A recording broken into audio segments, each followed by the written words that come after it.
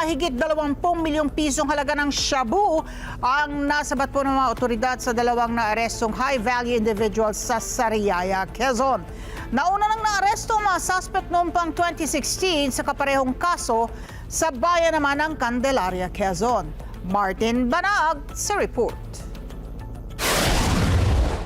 Kalinsabay ng paghahanda sa Bagyong Pipito at naranasang bagyo ay hindi nahadlangan ang Quezon PNP para sugpuin at labanan ang iligal na droga sa probinsya ng Quezon.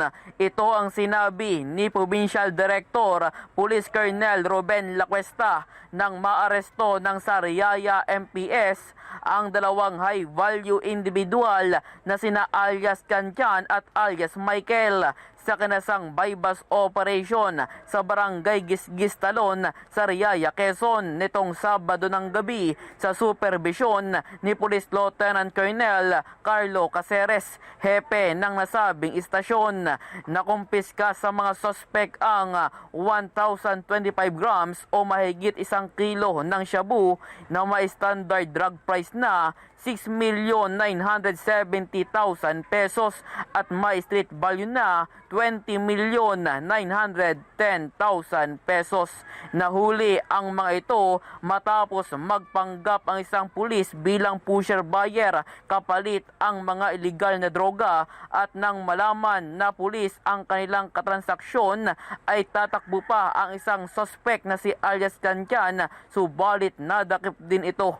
Dahil sa balita ng ating informasyon ng ating asset na talamak na pagbebenta ng mga ito ng shabu dito sa bayan ng Sariaya. Yun nga, ikinasa natin ng bypass operation, coordinated ito sa PIDEA, kung saan nahuli nga itong dalawang suspect. Dagdag pa dito, naaresto na rin noong 2016 ang dalawang suspect sa kaparehong kaso sa bayan ng Candelaria, Quezon. Nasa kustodiya na ng Sariaya MPS ang mga suspect habang naharap sa kasong paglabag sa Section 5 and 11 of RA 9165 o ang Comprehensive Dangerous Drugs Act of 2002. Yun po ay kasalukuyang ongoing po yung inquest proceedings sa Prosecutor's Office sa Lucena City. Martin Banaag para sa Mata ng Agila. Matatag, matapang, matapat. Maraming salamat sa inyo pong pagsubaybay sa Mata ng Agila Primetime. Para malaman ang matatag, matapang at matapat na mga balita, i-follow lamang at mag-subscribe sa @Net25 TV.